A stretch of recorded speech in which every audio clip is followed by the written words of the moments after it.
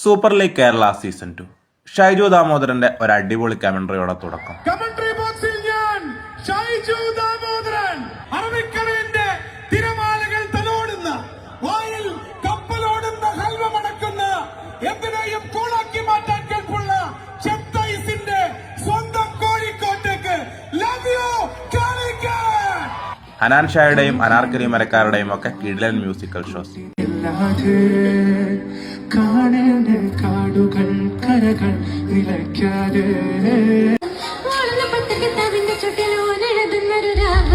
അത് കഴിഞ്ഞ് കോഴിക്കോടിന്റെ നഗരമധ്യത്തിൽ ഒരു ഉഗ്രൻ ലൈറ്റ് ഷോയും. ഇടവപ്പാതിയുടെ ഇടിമുഴക്കം മൈതാനത്തേക്ക് പടരുന്ന രാത്രി.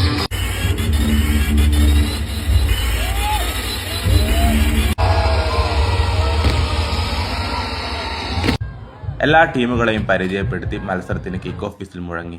ആദ്യ പകുതിയിൽ കാലിക്കറ്റ് FC-യുടെ ഒരു ഗോൾ. മത്സരത്തിന്റെ ഇടവേള സമയത്ത് റാപ്പർ വേടന്റെ ഒരു പ്രോഗ്രാം കൂടെ ആയപ്പോൾ സ്റ്റേഡിയം ഇളകി മറിഞ്ഞു. ഒരുപക്ഷെ കേരളത്തിൽ ആദ്യമായിരിക്കും ഒരു ഫുട്ബോൾ മാച്ചിന്റെ ബ്രേക്ക് ടൈമിൽ ഇങ്ങനെ ഒരു പരിപാടി സംഘടിപ്പിക്കുന്നത്.